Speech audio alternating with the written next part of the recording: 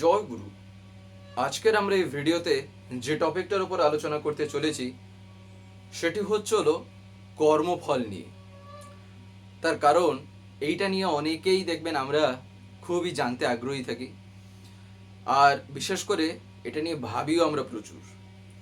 আজকে আমরা শ্রী ঠাকুরের দৃষ্টিভঙ্গিতে,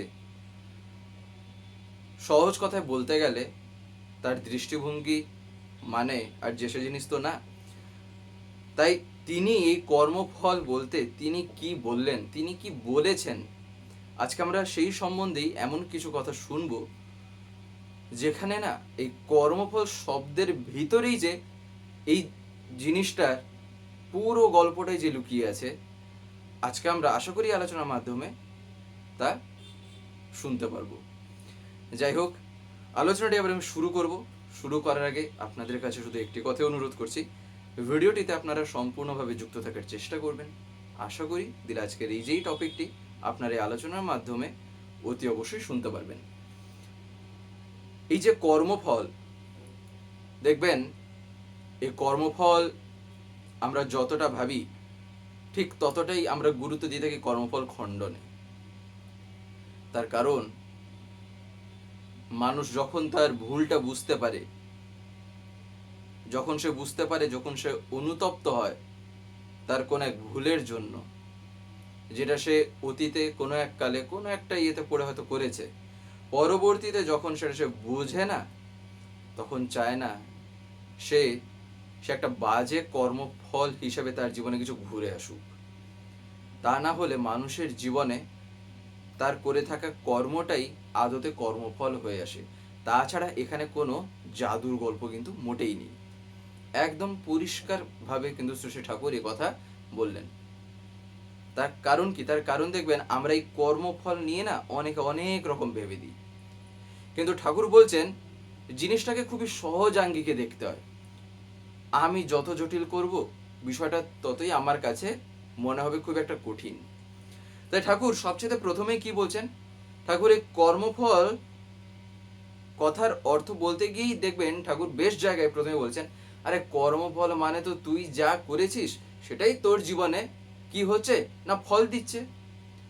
আমি একটা চারা গাছ আমি একটা লাগালাম, এবারে তার পিছনে আমার করাটা যেমন থাকবে, আমি যেমন কর্ম করে থাকবো, সেটা সেই রকম করেই গাছটা বেঁচে থাকবে আর বেড়ে উঠবে, আমি যদি তার ঠিক ঠিক যত্ন নিই। ঠিক একই রকম ভাবে আমি আমার জীবনে যখন যে কাজটা করা দরকার সেই কাজটা যদি না করে তাকে যদি অবহেলা করি, তাহলে তার দরুন যতটুকু যেটা ঘটার সেটা ফল হিসেবে আমার জীবনে আসবেই। তাই এটাই হচ্ছিল কর্ম, আর তার থেকে প্রাপ্ত যে ফল, এই কারণে বলতে হয় কর্মফল। তাই এই শব্দটা শুনেই না আমরা যেন না ঘাবড়ে যাই, প্রথমে এটাই মাথায় রাখতে হয়। তার কারণ যার জীবনে ইষ্ট আছেন সে যদি ঘাবড়ে যায়, আর যদি তার জীবনে সে যদি সেই আস্থার বিশ্বাসটা যদি না রাখে না, তাহলে সে কোনো কুলে ঠাঁই পাবে না। এটা কিন্তু একবার পুরো মাথায় রেখে দিতে হয় একটাবারে। যার জীবনে ইষ্ট আছেন তার জীবন কখনোই কিন্তু এত ইয়েতে ভেসে যাবে না। তো সে ঠাকুর একবার কিছু কথা আলোচনা হচ্ছে, সেই সময় আশ্রমিক কিছু দাদা মায়েরা ঠাকুরের কাছে বসে আছেন। তখন শশী ঠাকুর তাদের ভিতর থেকে কিছু মানুষদের, যারা সেখানে বসেছিলেন, তাদের দিকে তাকিয়ে তখন বলছেন, তোমরা এখানে থেকে তোমরা জীবনে পরমপিতাকে পেয়ে তোমরা আনন্দে নেই, তোমরা জীবনে বড়লোক নও। কথাটা তিনি এই কারণেই বললেন, তার কারণ তখন একজন জিজ্ঞাসা করেছিলেন ঠাকুরকে, বলছেন যে ঠাকুর, মানুষের তো এখন বাঁচারই আর কোনো উপায় নেই, সে যে বাঁচবে সেই আশাটাই এখন মানুষের আস্তে আস্তে কমে যাচ্ছে। তো সে ঠাকুর তখন শুনেই এই কথা বলেছিলেন যে তোমরা জীবনে পরম পিতাকে পেয়ে তোমরা সেই আশার কিরণ, সেই আলো তোমরা কি দেখতে পেরেছো না পারোনি? তোমরা কি জীবনে বড় নও? তোমাদের কি সেই গর্বটা, সেই জেল্লা কি তোমাদের মধ্যে নেই যে আমার জীবনে যাই হয়ে যাক পরম পিতা আছেন, তার ছাওয়াল আমি, তিনি থাকতে আমার কিসের ভয়? তখন সবাই চুপ, তখন একটা কেউ কিছু বলছে না। এটাই আমাদের জীবনের গল্প। এইটা হচ্ছিল তখন আমার জীবনের গল্প। যখন আমার মাথার উপরে ছাদ থাকে না, তখন আমার চিন্তা হয় না। ঠিক যেমন ছোটবেলা থেকে শুরু করে আমরা সাধারণত কি দেখতে পাই, যে পিতামাতার আশ্রয়ে বা আমার আশ্রয়ে আস্তে আস্তে যে বড় হওয়া, তখন আমাদের কোনো ভয় থাকে না। কেন? কোনো চিন্তা হয় না। কেন? যা হলো, বাবা আছেন, মা আছেন, সামলে নেবেন। তিনি তো আছেন, তিনি বুঝে নেবেন, আমাকে তো ভাবতে হবে না। তাহলে এমন একজন কেউ আছেন যার উপরে আমার জীবনটাকে আমি একদম পুরো ছেড়ে আমি আনন্দে আছি। ঠিক তেমনি জীবনের শুরু থেকে একদম শেষ পর্যন্ত এবারে চিরকাল আমার সাথে থাকেন কে? আর যখন যিনি থাকেন সেটা তো বলার অপেক্ষা রাখে না, আলোচনার প্রসঙ্গ শুনেই আমরা বুঝতে পারছি। তাই যিনি এবারে থাকেন, তিনি যখন আমার জীবনে জীবন্ত হয়ে যখন থাকেন, তখন আমার সারা জীবন ধরেই আমার মাথার উপরে এমন একজন আছেন, সেই তার থাকাতে তখন আমার মাথার উপরে সেই যে ছাদ, সেই ছাদ থাকায় যে আনন্দ, ঠিক সেই রকম আনন্দ সারাটা জীবন ধরে আমি পাই। এই কারণে তখন একটা কেউ কিছু বলেনি। তখন শ্রী ঠাকুরের এই কথা শুনেই অর্ধেক মানুষের তখন মাথায় বলতে পারেন ঠিক যা হবার হয়ে গেছে, বুঝে গেছে যে ঠাকুরকে এরকম জিজ্ঞাসা করাতে তিনি যে কতটা নিজে ব্যথিত হয়েছেন। তার মানে আমি তাকে এখনো বোধে আনতে পারিনি, নিজে জীবন্ত করতে পারিনি। বোধে আনা মানে কি? তাকে তো আর বুঝে নেবার সাধ্য সবটুকু তার আমার নেই। তাকে এখানে বোধে আনা মানে, বোধে অর্থাৎ নিজে এটা আমি ফিল করব, সেই যে জীবন্ত হয়ে যে তিনি আছেন আমার সাথে, তিনি না থাকলে যে আমার জীবনটাই থাকতো না। তার কারণ আমার জীবনের কারণ স্বরূপ তো তিনি। এই কারণেই মানুষের জীবন তখনই পূর্ণ হয়, তখনই পূর্ণতা লাভ করে, যখন জীবনে এমন একজন প্রেষ্ঠ থাকেন। শ্রী ঠাকুরকে একবার স্পেন্সার দা, আপনারা হয়তো নাম শুনে থাকতে পারেন, কিছু কিছু ক্ষেত্রে দেখবেন আমরা যখন পড়ি কিছু জায়গায় আমরা দেখতে পাই। স্পেন্সার দা একবার শ্রী ঠাকুরকে জিজ্ঞাসা করছেন, মানুষ পূর্ণতা লাভ করে কিভাবে? শ্রী ঠাকুর তখন প্রথমেই বলেছিলেন, আমাদের থাকা চাই একজন প্রেষ্ঠ, আর তাতে কনসেন্ট্রিক হওয়া চাই উইথ ইনডোমিটেবল আনরিপেলিং এডিয়ারেন্স, অর্থাৎ তাতে সুকেন্দ্রিক হওয়া চাই অদম্য অচ্যুত নিষ্ঠা সহ। এই অচ্যুত নিষ্ঠা সহ, এ কথার অর্থটা কি? অচ্যুত মানে সেখান থেকে আমি এতটুকুও যেন আমি চ্যুত না হই, তার প্রতি এমনই আমার যেন ইনডোমিটেবল আনরিপেলিং এডিয়ারেন্সটা থাকে। এই এডিয়ারেন্স মানে কি? সেই নিষ্ঠাটা থাকা চাই। তাই সেই যে নিষ্ঠা সহ, কি নিষ্ঠা সহ? না, অচ্যুত নিষ্ঠা সহ, অদম্য অচ্যুত নিষ্ঠা সহ। এই যে অচ্যুত, এই কিন্তু একটা যেসব শব্দ নয়। একবার শ্রী ঠাকুরের কাছে এই অচ্যুত নিয়েই শরৎদা একবার শ্রী ঠাকুরকে একটা কথা জিজ্ঞাসা করেছিলেন। ডিরেক্টলি তিনি অচ্যুত কথাটা ব্যবহার করেননি, তিনি একটা আলাদা জিজ্ঞাসা করেছিলেন, একটা আলাদা কথা। সেই কথার উত্তরে শ্রী ঠাকুর একটা কথা বলেছিলেন। সেই কথায় ঠাকুর একটা জায়গায় বলছেন যে জীবনে না আচার্যের সাথে যুক্ত হতে হয়। জীবনে আচার্য যদি না থাকেন তাহলে বোঝা যায় না জীবন কেমন হয়। তার কারণ আমার সামনে এমন জলজান্ত উদাহরণ একজন নেই যাকে দেখে আমি আমার জীবনে খুব সহজে আমি যেন বুঝতে পারি। আর যখন তিনি থাকেন তখন আমার জীবনটাকে আমি খুব সহজে বুঝাতে পারি যে আমার এই ক্ষেত্রে তাহলে কি করতে হয়, কি না করতে হয়। এই কারণেই আমাদের জীবনে না যেন ঠাকুর বলছেন আমাকে ইষ্ট স্বার্থ প্রতিষ্ঠাপন্ন হয়ে এমনভাবেই চলা লাগবে, আমার ভাবনা যা হবে, আমি যা ভাবি, যা যেমনভাবে চলি, যা করি, সব কিছুর মধ্যে তখন একটা কমন ফ্যাক্টর তখন একটা দেখা যাবে। সব কিছুর মধ্যে তখন একটা কমন ফ্যাক্টর। আর সেইখানেই এই যে ইষ্ট স্বার্থ প্রতিষ্ঠাপন্ন হয়ে যে চলা, ঠাকুর তখন বলছেন আর এর ভিতর দিয়ে কি হয় না, যত্র যত্র নেত্র পড়ে তত্র তত্র কৃষ্ণ স্ফুরে রকমটা হয়। অর্থাৎ এই রকমটা তখন হয় যত্র যত্র নেত্র পড়ে, যত্র যত্র, ঠাকুর তারপরেই কি বলছেন না তত্র তত্র কৃষ্ণ স্ফুরে। এটা হয়তো আপনারা অনেকেই কথা শুনে থাকতে পারেন, ঠাকুর সেই কথাটাই বলছেন। তখন এই রকমটাই হয় যখন ইষ্ট স্বার্থ প্রতিষ্ঠাপন হয়ে যখন চলি। আর সেই চলায় তখন কি হয় না, সেই চলার ভিতর দিয়েই শ্রী ঠাকুর বলছেন তখনই জীবন এগিয়ে যায়। শ্রী ঠাকুর তখন এই অচ্যুত কথা এইবারে তখন বলছেন যে শ্রীকৃষ্ণের গুরু যিনি ছিলেন তিনি নাকি শ্রীকৃষ্ণকে আশীর্বাদ করেছিলেন। শ্রীকৃষ্ণ অর্থাৎ লীলা পুরুষোত্তম শ্রীকৃষ্ণ, তার গুরু যিনি, তিনি শ্রীকৃষ্ণকে আশীর্বাদ করেছিলেন অচ্যুত ভব। তাহলে এই যে অচ্যুত ভব তার মানেটা কি, মানে এবারে আমি সেখান থেকে যেন আমি আমার ইষ্টের থেকে যেন একটুও যেন চ্যুত না হই, এতটুকু যেন সেখানে আমার চ্যুতি না আসে। ঠাকুর সেই কথাই এইখানে বললেন যে কনসেন্ট্রিক হওয়া চাই অদম্য অচ্যুত নিষ্ঠা সহ। আর সাধারণত দেখবেন প্রবৃত্তিগুলি না আমাদের জীবনে যে বৃত্তি প্রবৃত্তি, সাধারণত বৃত্তি প্রবৃত্তিগুলি আমাদের টেনে নিতে চায় তাদের ভোগোপকরণের সংগ্রহের দিকে।